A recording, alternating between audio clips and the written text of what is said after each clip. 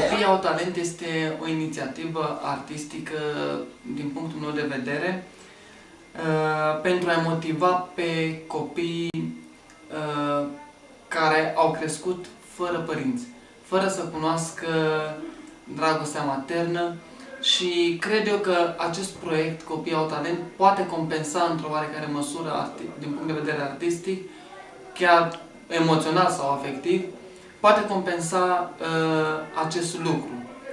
Deși cel mai important lucru în viață este să iei pe cei dragi, în special familia, lângă tine. Anul acesta va exista cu siguranță, pe cât posibil ne zbatem, încercăm să existe și o a treia ediție a ceea ce înseamnă Copiii au talent.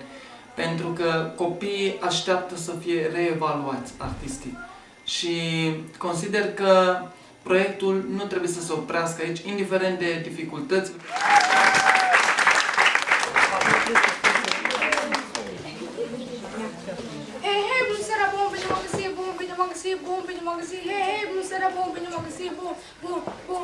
Bună seara tuturor!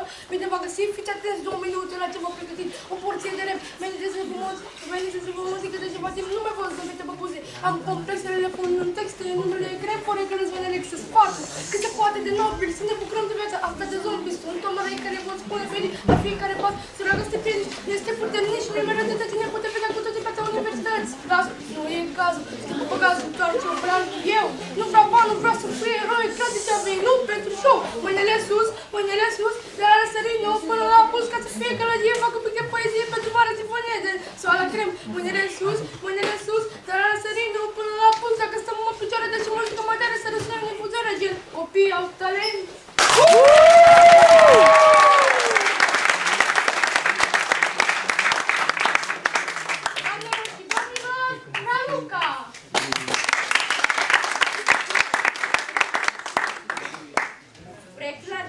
Copiii au talent a fost demarat la nivel de sector 3 de realizator, organizator și prezentator Cristian Marin, cu sprijinul DGASPC sector 3 București, încă din anul 2011, când s-a desfășurat prima ediție.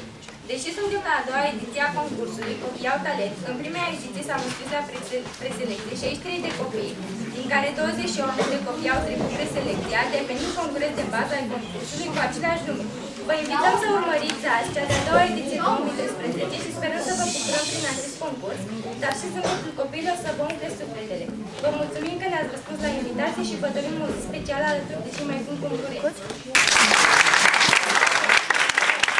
Doamnelor și domnilor, Cristian Marin! Pentru că avem un rol important, toți trei. Bună ziua, doamnelor și domnilor, dragi copii, dragi invitați, sunt Cristian Marin, gazda acestui concurs Copiii au talent 2012. Alături de mine se află Raluca, coprezentatoare la acest eveniment inedit, și Marin Dorian Iosif, invitatul nostru special în această ediție, zis Dudu, este nepotul meu, să-mi trăiască. Anul trecut a avut loc prima ediție a concursului nostru Copiii au talent la nivel de sector 3, cu sprijinul DGASPC sector 3. Anul trecut am prezentat în acest concurs numai cântece, iar pentru anul acesta veți urmări și alte activități artistice.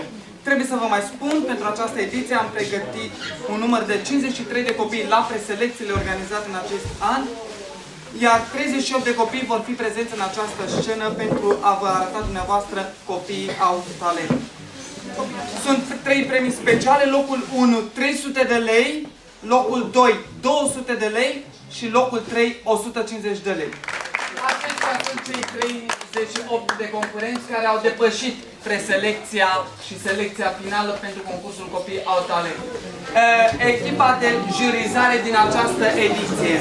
Doamnelor și domnilor, doamna Carmen Apostol de la Asociația Joc de Copil, în calitate de sponsor și sprijin în promovarea doamna Adina Barbu. Deisa este DJ la Underground Romania Soul. Horia Pijan Vasilescu. Valentin Păun. Fabian Sasu. Haideți în aplauze și foto Larisa. Nu, pot spun fiecare care spun poeziile așa, după care își primesc notele din partea juriului. Haideți să-i ascultăm. À Noël, Isabelle, avec assez la vaisselle, au ladron de ses pavots, un appel sur du cadeau. Mais les ans, c'est étrange, lui apporte des oranges. Deci, 9, scuze, 9 și 10 cu felicitări. Da? Aceștia sunt grupul Masterchef. O să vă invit la masa de lucru, da? Luați-vă puțin șor.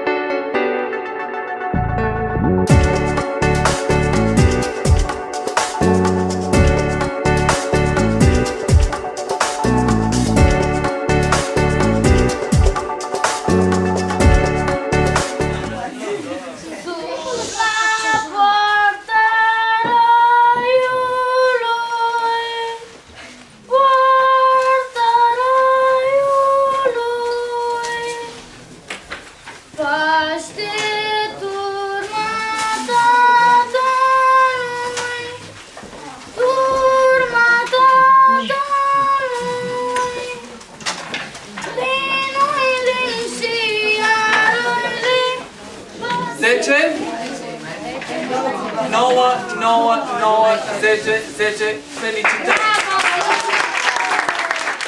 În diferite domenii artistice, desene, artă, culinar, muzică, poezie și ceea ce veți mai vedea pe scena Copiii au talente.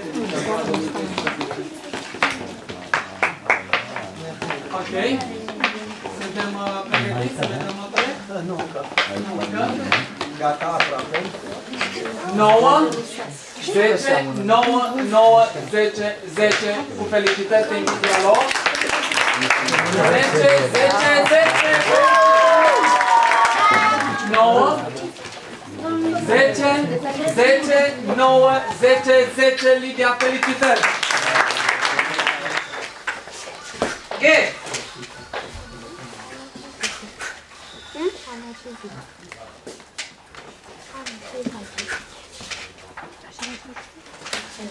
¿Qué? ¿Qué? ¿Qué?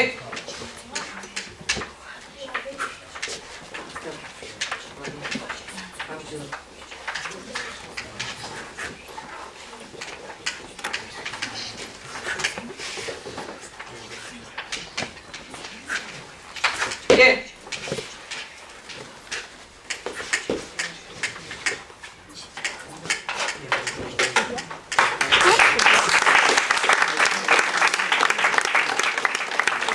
Cuvinte. Ia să vedem și de data aceasta. 9, 10, 9, 10, cu felicitări.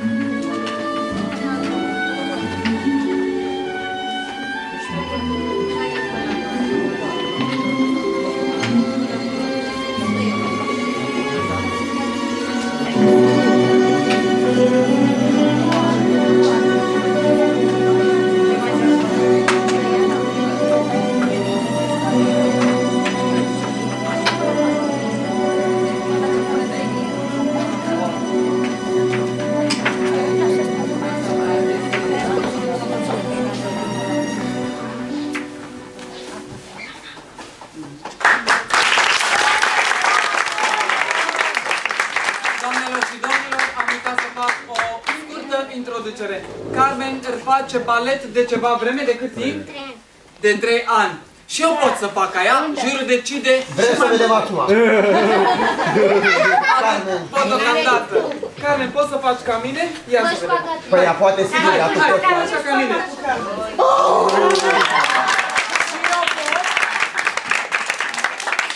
Haideți să vedem cum dă pentru Carmen. Am blugii pe mine. Pentru că nu vă ziceam niciodată să faci pagatul. 10. O piruetă așa cam ca mine. Hai și... Nu, ca el. Hai, ca el.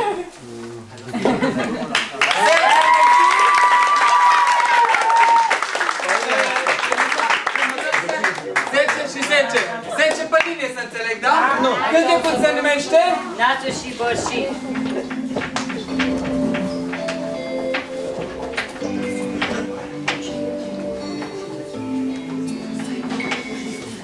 Nață și Bărșit, naze acai, iume canași, iume vomita, naide harashi.